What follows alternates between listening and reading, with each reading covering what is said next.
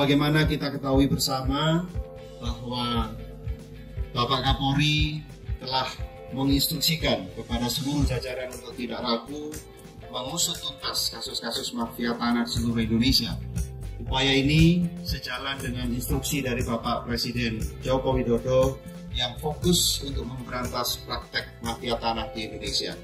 Di Jawa Timur sendiri, kami laporkan telah terbentuk Satgas Anti Mafia Tanah di mana dalam pelaksanaan tugasnya Polda Jawa Timur berkolaborasi dengan dan bersinergi dengan stakeholder terkait di tingkat provinsi sampai tingkat kabupaten kota untuk berkomitmen bersama dalam menindak tegas tindak pidana pertanahan atau mafia tanah.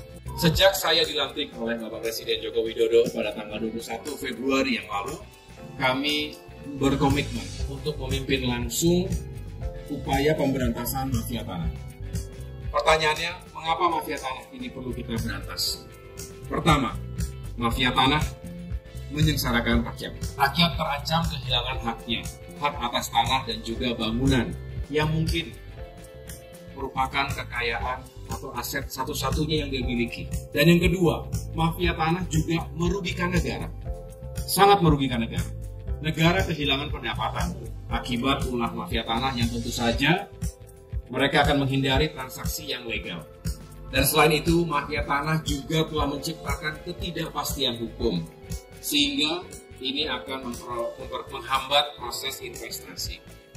Dan kami juga telah menjalankan rapat praoperasi pencegahan dan penyelesaian tindak pidana pertanahan tahun 2024 ini. Dari hasil rapat praops itu, untuk tahun 2024 kami menetapkan 82 target operasi yang memiliki potensi kerugian terhadap negara sebesar lebih dari 1,7 triliun rupiah. Dan total luasan bidang tanah kurang lebih 4.569 hektar. Jadi ini adalah target operasi yang kami tetapkan untuk tahun 2024. Ini terjadi kenaikan dari tahun 2023 sebelumnya ada sekitar 60 kasus target operasi. Kami laporkan kepada Bapak Menteri dan Bapak Ibu sekalian bahwa tentunya di Jawa Timur ini di bawah kendali dan komando Bapak Kapolda Jawa Timur dan Dirreskrimum beserta jajaran luar biasa berhasil kita ungkap 2 kasus ini dalam waktu kurang lebih 100 hari kerja ini. Untuk kasus Banyuwangi berawal dari informasi masyarakat, Bapak Menteri, mohon izin. Setahun yang lalu, masyarakat melaporkan keresahannya di Banyuwangi dan sampai ke pusat. Mohon izin Bapak Kapolda. Waktu itu kami di pusat, kemudian membentuk tim, didukung oleh Pak Dirreskrimum, Bang Totok, mohon izin Bang. Didukung juga oleh Pak Kasat Reserse, Pak Agus waktu itu, Pak Agus Praja. Kemudian juga Pak Kakantah Banyuwangi pada saat itu, Pak Budiono. Dan tentunya didukung oleh seluruh elemen masyarakat. Ditemukanlah Pak Menteri bahwa memang di Jawa Timur khususnya di Banyuwangi ini kami menemukan yaitu target operasi berdasarkan laporan polisi nomor LP 6922/2003 Polresta Banyuwangi pada tanggal 20 Februari 2023. Kami masih ingat betul waktu itu puasa juga Pak Menteri. Kami bergerak di lapangan dengan tim, alhamdulillah dengan pas beliau sekarang Menteri kita bisa ungkap dan tuntaskan PR ini. Yaitu TKP-nya waktu itu di Jawa Timur khususnya Banyuwangi. Kemudian korbannya adalah seorang yang bernama saya inisialkan saja karena tadi untuk melindungi saksi, Pak KF ya. Kemudian ini sebagai ahli waris. Di mana tersangkanya adalah P inisialnya dan PDR. Mohon izin rekan-rekan ada di belakang tersangkanya.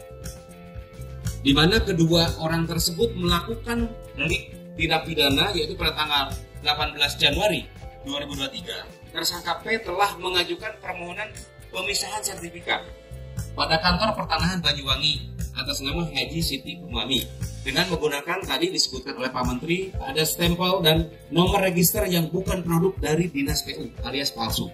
Ini salah satu modus yang digunakan oleh mereka. Sebenarnya telah diketahui meninggal dunia sejak 2019. Inilah kompleksitas daripada mafia tanah yang memang ahli waris tidak mengetahui permohonan pemisahan tersebut. Desepsi di sini, terjadi penyesatan di sini. Kemudian tersangka PDR ini yang di belakang telah membantu tersangka P dalam melengkapi persyaratan permohonan pemisahan sertifikat tersebut. Sehingga tadi sudah dimention oleh Pak Menteri, Karbit 29 SHM yang diduga palsu, dan memang sudah dibuktikan oleh kejaksaan, juga sudah dilaprim, oleh kepolisian juga, oleh Polda Jawa Timur dilaprim. Dan potensi kerugiannya disampaikan tadi bahwa 17,769 miliar rupiah dengan luas tanah seluas 14.250 meter persegi. Kemudian selain itu juga ada kerugian negara dari BPHTB dan PPH senilai 500 juta kurang lebih. Nah, selain itu juga ini yang penting untuk kami dari Kementerian ATR BPN, Pak Menteri dan rekan-rekan sekalian, yaitu rusaknya data di kantor pertanahan secara fisik dan di lapangan fasilitas umum dan fasilitas sosial yang seharusnya menjadi aset Pemda tidak terrealisasi. Inilah karakteristik dari mafia tanah. Dampaknya implikasinya luas. Mohon izin.